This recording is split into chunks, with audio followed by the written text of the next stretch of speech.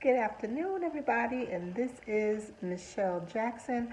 I am from the Keep It Super Successful channel. Welcome, villagers. I am so happy that you guys are with me today, and I just want to share some information. The topic of today's discussion is going to be keeping your head above water. So, we're going to talk about different ways that you can keep your head above water when your ends just doesn't justify the means. And so hashtag Saturday come through.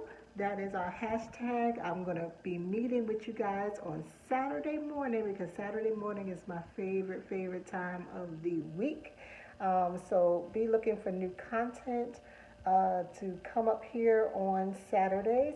Now, I'm new at this channel thing, so bear with me if you hear me say and I really don't mean to do that.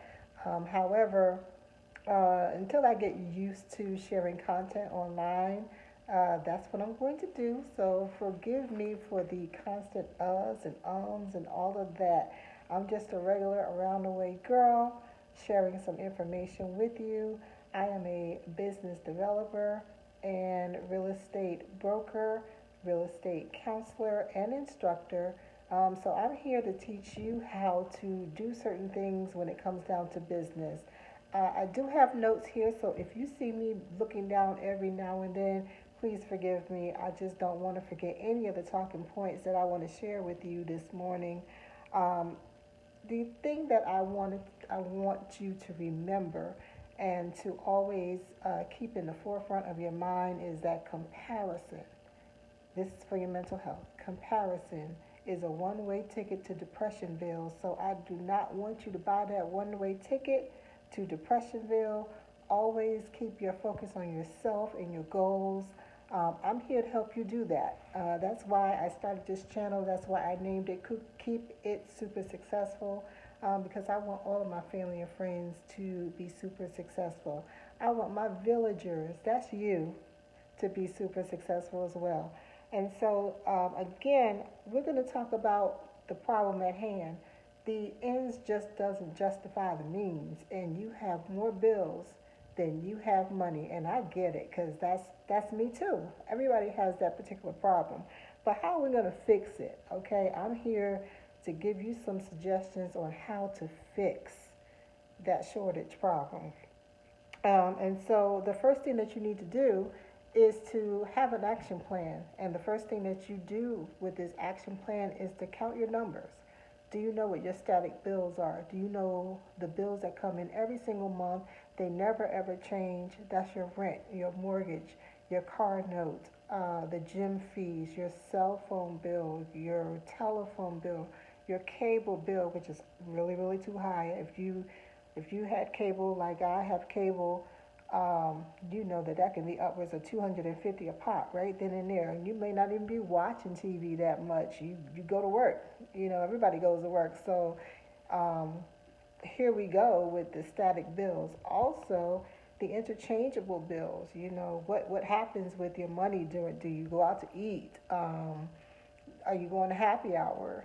Do you do whatever you do that is extra, that is the variable in there? Do you have that? Do you have that as a part of your budget?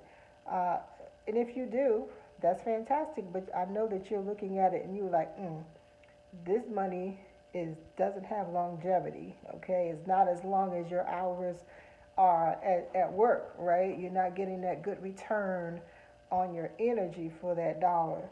And so here, how can you get there? How can you get to that shortage? What is your shortage number and how can you make that money up? Now, if you're like me, I can be honest with you. If you're like me, I thought about it. I thought about getting that second job. But who wants to drive around the beltway now? If that's your only choice, you got to go for it. You got to do what you got to do because you got responsibilities. You got to make those ends meet. Make the ends meet. I can do this, right? You have to make the ends meet, okay? But here, I'm going to give you a practical experience of what I did one time when the ends wasn't meeting. I went to my my current employer then, this is an experience that happened to me 20 years ago, but is still applicable to now. I went to my employer 20 years ago, my current employer then, and I said, listen, I need to talk to you. I need to ask for something. I said, I need to ask for a raise. And at that particular time when he did raises, the raises were only 50 cents. That was pretty much it. There was no asking for $1 or $2 or anything. It was practically 50 cents. So I asked him. I said, I need you to consider looking at my performance, and I need to ask you for a raise. And I worked hard. I worked my tail off, as did my other colleagues. Do the same thing. I worked with children. That's a feat in itself. Sometimes you feel like that, sometimes you don't. But that was the skill that I had at that particular time, and that's what he hired me to do. With that being said, I said, is it possible that we can consider you bumping my salary up 50 cents? And he looked at me, and he must have knew what my personality was before he gave me the answer. And he said, I would like to, but I cannot. The answer is no, because that does not fit my margins. And so I'm going to stop right here and talk about some of the actual vocabulary that I'm going to use in this particular video. We're going to talk about niche market. We're going to talk about margins, which are profit margins, margins of error, and your expenses. We're going to also talk about the non-compete clause. And again, with the word meditate, when I'm saying meditate on some of the things that is important to you, and some of the things that you need to consider as far as, do you have any skills that you can turn over as income to you? I'm not speaking about sitting on a mat or in a corner in a dark place saying, oh, no, that's not what I'm saying to you. I'm saying really sit down and think about what type of skills you have that can turn your skills into money. Okay? So the practical experience here, he said no. He said no, that just doesn't fit my margins. I'd like to give it to you, but I can't. And I left. I left there feeling defeated. I was like, okay, that didn't work. I still need extra money. What am I going to do? But because he gave me that explanation of the fact that it didn't fit his profit margins, I'm like, what the heck are profit margins? So what I did was I searched for a business development class because I wanted to know what he knew. And so I went to the business development classes. I learned all about profit margins. I learned about business plan writing. I learned about Excel spreadsheets and how to put all your numbers in and how to make those numbers work. And so even though that no was a valid no for him, that didn't stop me from figuring out how I was going to make a bad situation better. So I did learn all of that, and once I learned all of that, I went back and looked at the actual contract that I signed with him, the employment contract. The employment contract had a non-compete clause in it, which basically means that if you do start a business, that you cannot compete for the same type of business that that person has, and you cannot offer the same type of services that that business has. And if there's a variation, then that variation might work for you. Another disclaimer that I want to talk about right now at this particular point of the video, I am not a legal counsel. I'm not a tax preparer. What I do know and what my expertise is business development. I do know how to get the forms and help you develop your business, but in all things being equal, if you have additional inquiries about those types of subject matters, you need to speak to a subject matter expert or a professional, a legal counsel or a tax advisor if you feel like you need to have additional information. Okay, so I'm only going to share information with you that I am expert or have expertise in and have certain certifications for. So basically, being I work for that full-time job, and I asked him for that particular raise, and he did tell me no, and he gave me the reason why, and no is a complete answer. I'm not saying to, to press in and press in and press in, but I'm that type of person. I'm inquisitive. If it's no, I want to know why it's no. He did the valid thing and he gave me the reasons why. I went and got additional information and used the skill that I already had and still have. I know how to teach. I know how to teach children. I know how to teach adults.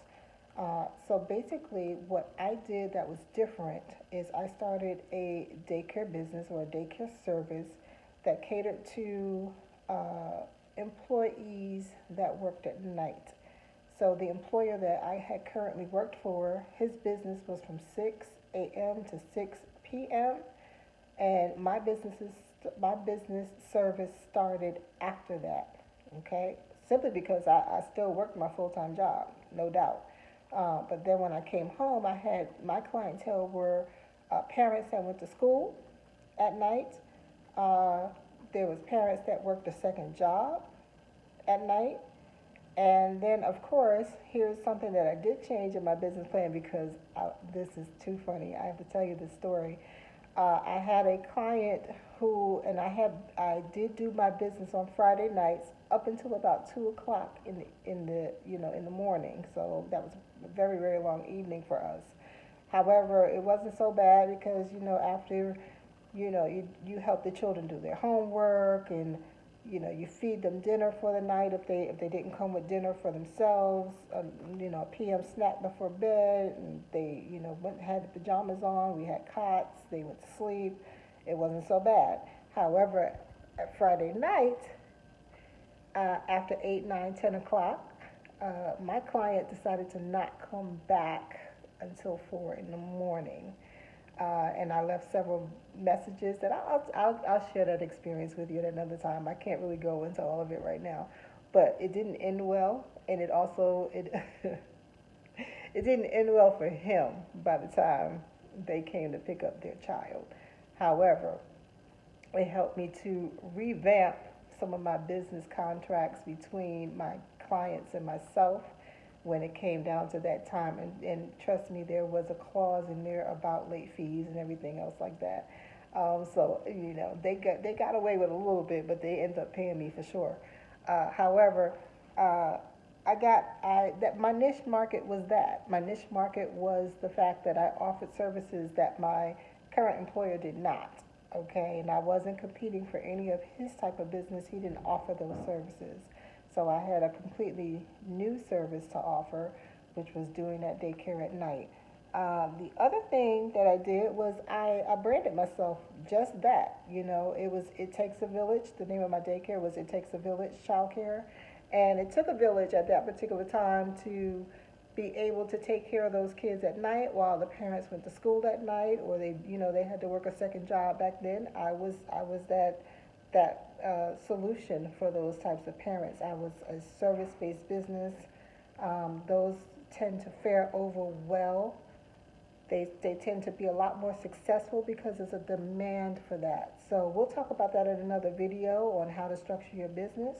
But then I want you to think about it. I want you to think about what service can you provide that would help you bring in that extra income. That's something you could already tap into. And I want to ask you, do you need help developing that? If you do, I'm here at your service for that too. I can help you develop those types of things. I can help you develop your business plan, your marketing strategy, your brand marketing. Those are the things that I do.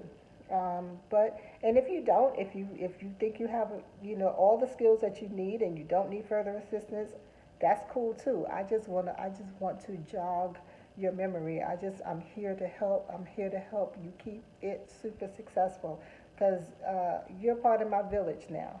Okay, we're all villagers at this particular time. I told you I named my daycare It Takes a Village, and I truly mean that. I've carried that for years and years. I've done that business for 27 plus years, and I saw all of my daycare children turn into grown-ups. It really makes me want to cry when I think about it. Some of them have children of their own right now, but ultimately, I'm here to help you now. What can you do to turn that deficit that you have into a surplus, and how can I help you do that? Don't forget to subscribe to the channel. Don't forget to share and like the video. And again, hit me up. Send me a message. Go on my Instagram page. You can also find me on Facebook. I'm here to help. How can I help you? Help yourself. Until next Saturday, keep it super successful. Here's a kiss from me to you. Mwah. And also hashtag Saturday come through. Okay, and also hashtag keep it super successful until we see each other again. See you for now. Bye.